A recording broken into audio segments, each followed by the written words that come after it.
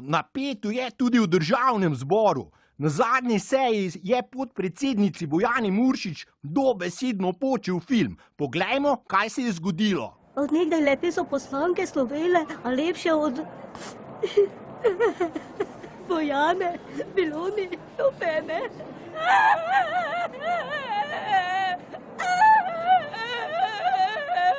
Magda, tak mi je hudo. Ja, kaj narobe? On me vedno v kino vabi, pošilja mi take pesmice, pisma, rože na dom parlamentu, pa hudo me ne pozna.